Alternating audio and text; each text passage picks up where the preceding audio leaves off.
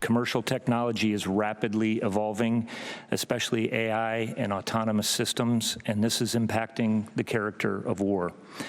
We understand that we must transform to stay ahead of our adversaries, and we need to get better by 2026 and 2027, not by 2030. The race for military dominance is not years away. It is happening right now as we remember the significance of the U.S. military might on this D-Day weekend. Top Army generals on Capitol Hill warning that if the U.S. does not accelerate its use of artificial intelligence and autonomous technology, we could fall behind on the battlefield. Joining me right now is U.S. Army Chief of Staff, General Randy George. You testified in the House Armed Services Committee hearing this week. How worried are you? How worried should we be about the U.S. potentially falling behind China when it comes to AI and technology in the military?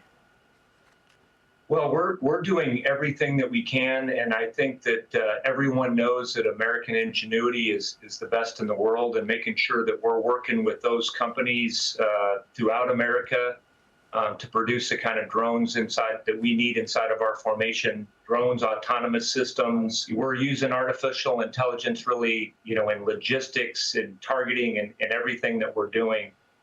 So as you mentioned up front, things are rapidly changing.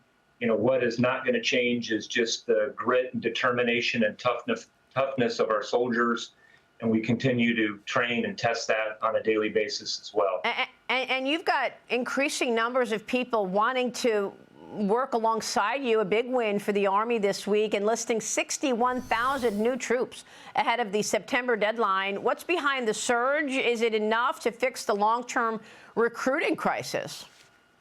Yeah, well, we were very happy to announce that. And actually, we have our best recruiting months here ahead of us. Typically, in the summer when, folks are getting out of school, and we see a larger surge in the summer. But very pleased with the numbers, and filling up our formations is actually what we want to do. And we got great recruits that are out there joining, and we're looking forward to enlisting a whole bunch next week for our 250th birthday.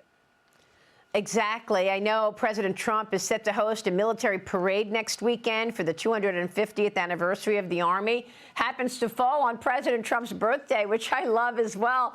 This hasn't been done since 1991, but there's been a lot of criticism that, we're politicizing the military for some reason. I mean, I think to celebrate our Army is one of the most important things we can do. What can you expect from this parade next weekend?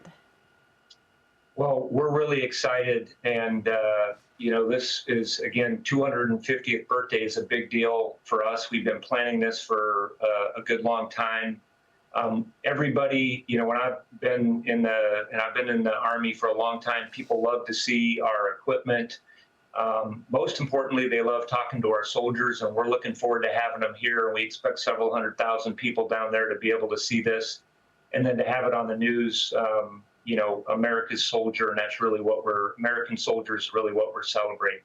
Well, look, it gives people the pride that we need at a very important time. Here we are facing off against a tough competitor in China.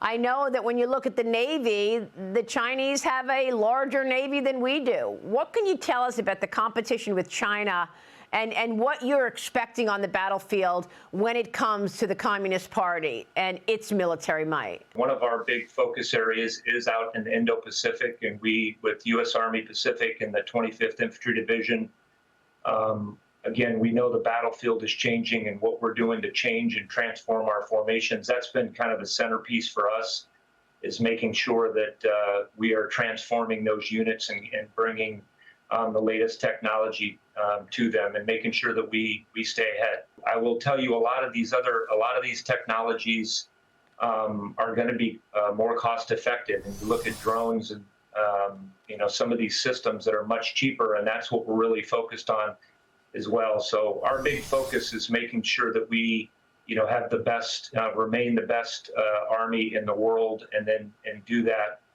with the dollars we've been given. All right. Well, we will leave it there. Again, happy birthday to our great men and women of the Army. And thank you, General, for your service to this great nation. Thank you, Maria. All right, Army you very Chief of Staff General Randy George.